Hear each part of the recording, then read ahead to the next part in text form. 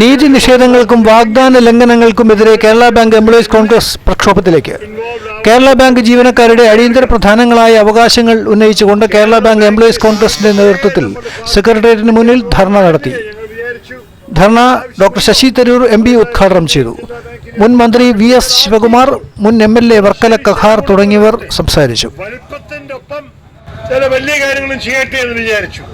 പക്ഷെ അതെല്ലാം സംഭവിച്ചിരിക്കുന്നത് 823 ബ്രാഞ്ചായ കേരള ബാങ്കിന് 2000 വേക്കൻസിയാണ് ഉള്ളത്. നിങ്ങളുടെ ഈ സ്ഥിതിയിൽ നിങ്ങളൊക്കെ 1.5 ജോലി ചെയ്യുന്ന ജീവനക്കാരെ ഒരു ദിനത്തിന്റെ ശമ്പളം ശരിക്കും കൊടുക്കാൻ തോന്നാത്തത് ഈ സർക്കാരിന്റെ കൈവല്യ തന്നെയാണ്. അതിൻ്റെ ഒപ്പം നമ്മളെല്ലാവർക്കും അറിയാം, മന്ത്രി പ്രഖ്യാപിച്ച 9 മാസം മുമ്പ് ചെയ്യാന്ന് പറഞ്ഞിട്ട് ഉടനെ ഈ ശമ്പള റിവിഷൻ പേ റിവിഷൻ കമ്മിറ്റി സ്ഥാപിക്കുമെന്ന് പറഞ്ഞ ശേഷം 8.5 മാസം ഒന്നും സംഭവിക്കാതെ നിങ്ങൾ സമരത്തിന് പ്രഖ്യാപനം ചെയ്തപ്പോഴാണ് അവർ വീണ്ടും ഒരു കമ്മിറ്റി ഇറക്കുന്നത്. ആ കമ്മിറ്റിയിൽ നമ്മളുടെ അധ്യക്ഷൻ ചൂണ്ടിക്കാണിച്ച പോലെ ഒരു ജനപ്രതിനിധി ഇല്ല. നിങ്ങളുടെ ബാങ്ക് എംപ്ലോയീസ് കോൺഗ്രസിന്റെ ഒരാളില്ല, മാത്രമല്ല ഒരു ജീവനക്കാരനെ ഇല്ല ആ കമ്മിറ്റിയിൽ. അപ്പൊ എന്താണ് ഈ കമ്മിറ്റി ചെയ്യാൻ പോകുന്നത്? എങ്ങനെയാണ് ജനങ്ങൾ അനുഭവിക്കുന്ന ഓരോരോ ദിനത്തിന്റെ ബുദ്ധിമുട്ടുകൾ മനസ്സിലാക്കാൻ പോകുന്നത്? അതിനെക്കുറിച്ച് അവർക്ക് മറുപടി അവർക്കുണ്ടാവില്ല. ഈ 3 ദിനം നിങ്ങൾ പണം മുടക്കം തീരുമാനിച്ചത് ഇന്ന് 3ാമത്തെ ദിനമാണ്. അതോടെ നിങ്ങൾ വീണ്ടും നിങ്ങളുടെ വിഷയത്തെ പരിഹരിക്കേണ്ടി വരും.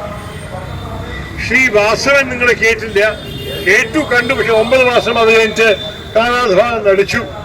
അതുകൊണ്ട് നമ്മൾക്ക് ഇനി എന്റെ അഭിപ്രായത്തിൽ മുഖ്യമന്ത്രിയെ നേരിട്ട് കണ്ടിട്ട് മുഖ്യമന്ത്രിയോട് പറയണം, നിങ്ങളുടെ സംസ്ഥാനത്തിന് ദുഷ്പേര് കൊണ്ടുവരണം. നിങ്ങളുടെ സർക്കാർ പ്രഖ്യാപിച്ച വാക്കുകൾ പാലിക്കാത്തതിന്റെ കാരണമാണ് ഞങ്ങൾക്ക് ഈ എക്സ്ട്രീം സ്റ്റെപ്പ് എടുക്കേണ്ടി വന്നിരിക്കുന്നത്. ആഗ്രഹമില്ലെങ്കിൽ, ഞങ്ങളുടെ സേവനം നിങ്ങൾക്ക് വരാൻ മനസ്സിലായിട്ടുണ്ടെങ്കിൽ, നിങ്ങൾക്ക് കേരള ബാങ്ക് 200 കോടി ലാഭം കൂടി നടത്തിയ ബാങ്കാണെന്ന് കേട്ടപ്പോൾ നിങ്ങൾക്ക് എന്തുകൊണ്ട് ഇവിടെ സേവനം ചെയ്യുന്ന ജീവനക്കാർക്ക് ആവശ്യമുള്ള അവരുടെ അവകാശത്തിനെ നിങ്ങൾ പൂർത്തിയാക്കിക്കൂടെ എന്ന് ചോദിച്ചിട്ട് നമ്മൾ ഈ കാര്യത്തെ മുന്നോട്ട് കൊണ്ടുപോകണം. അതിൽ എൻ്റെ പിന്തുണ 100% ഉണ്ടാവും. നിങ്ങൾ ആവശ്യപ്പെട്ടാൽ നിങ്ങളുടെ ഒപ്പം മുഖ്യമന്ത്രിയെ കാണാൻ വരാൻ ഞാൻ നിങ്ങളുടെ ഈ സ്ഥലത്തിൻ്റെ പ്രതിനിധിയായിട്ട് വരാൻ തയ്യാറാണ്. ബാങ്കുകളുടെ പ്രവർത്തനം വിലയിരുത്തി അതേ രീതിയിലേക്ക് മുമ്പോട്ട് പോകുവാനും ദൗർഭാഗ്യവശാൽ ഈ സ്ഥാപനത്തിന് കഴിയുന്നില്ല.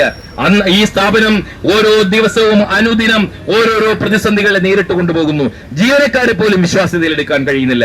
ഞങ്ങളെയൊക്കെ അതിശയിപ്പിക്കുന്നത് ഈ ബാങ്കിന്റെ മാനേജ്മെന്റ് എന്തുകൊണ്ട് സംസ്ഥാന സർക്കാരിന് മുമ്പിൽ, ഗവൺമെന്റ് സെക്രട്ടറിക്ക് മുമ്പിൽ, അഡീഷണൽ സെക്രട്ടറിക്ക് മുമ്പിൽ, മന്ത്രിക്ക് മുമ്പിൽ ബാങ്കിന് മുമ്പോട്ട് പോകാൻ കഴിയില്ല. കേരള ബാങ്കിലെ ജീവനക്കാരുടെ ന്യായമായ അവകാശങ്ങൾ സംരക്ഷിക്കണം. ഈ കേരളത്തിലെ ഏറ്റവും കൂടുതൽ DA കിട്ടുവാനുള്ള, ക്ഷാമബത്ത കിട്ടുവാനുള്ള ജീവനക്കാരാണ് കേരള ബാങ്കിലെ ജീവനക്കാർ. അവർക്ക് അർഹതപ്പെട്ട DA കേന്ദ്ര ഗവൺമെന്റ് ഡിക്ലെയർ ചെയ്യുമ്പോൾ യഥാസമയം നൽകിയിരുന്നതാണ് കേരള ബാങ്കിലെയും അന്ന് ജില്ലാ സഹകരണ ബാങ്കുകളായിരുന്നപ്പോൾ ജില്ലാ സഹകരണ ബാങ്കിലെയും ജീവനക്കാർക്ക് DA. സെൻട്രൽ ഗവൺമെന്റ് എപ്പോഴൊക്കെ DA പ്രഖ്യാപിക്കുന്നുവോ നമുക്കറിയാം. സാമ്പത്തിക സ്ഥിതി നിലവാരം വളരെ വഷളാവുമ്പോൾ, വിലസൂചിക വളരെ ഭീമമായി വർദ്ധിക്കുമ്പോഴാണ് നമ്മൾ ജീവനക്കാർക്ക് ആ സമൂഹത്തിൽ നിലനിന്ന് പോകുവാൻ DA പ്രഖ്യാപിക്കുന്നത്, ക്ഷാമബത്ത പ്രഖ്യാപിക്കുന്നത്. ആ വില നിലവാരം അനുസരിച്ച്, വിലസൂചിക അനുസരിച്ച് അതിന്റെ അനുപാതം കണക്കിലെടുത്തുമാണ് DA പ്രഖ്യാപിക്കാറുള്ളത്. 6 മാസത്തിലൊരിക്കൽ അങ്ങനെ DA പ്രഖ്യാപിക്കുമ്പോൾ ആ DA ബാങ്കുകൾക്ക്, ജില്ലാ ബാങ്കുകളായിരുന്നാലും കേരള ബാങ്കുകളായിരുന്നാലും അവർക്ക് തങ്ങളുടെ ജീവനക്കാർക്ക് യഥാസമയം നൽകുവാൻ യാതൊരു തടസ്സവുമില്ല. നിർബാധം ആ ജീവനക്കാർക്ക് ആ DA നൽകാൻ കഴിയും. ആ DA നൽകാനതിന് വേണ്ടിയാണല്ലോ കേന്ദ്ര സർക്കാർ സമയാസമയം അനുവദിക്കുന്നത്. പക്ഷേ അദ്ദേഹം കൊണ്ടുവന്നത് അങ്ങനെ സർക്കാരിന് ഇടപെടാൻ കഴിയില്ല, സംസ്ഥാന സർക്കാരിന് ഇടപെടാൻ കഴിയില്ല. കേന്ദ്രം പ്രഖ്യാപിക്കുമ്പോൾ ആ സ്ഥാപനങ്ങൾ തങ്ങളുടെ ജീവനക്കാർക്ക് DA കൊടുക്കണം, പ്രത്യേകിച്ചും ജില്ലാ സഹകരണ ബാങ്കുകൾ.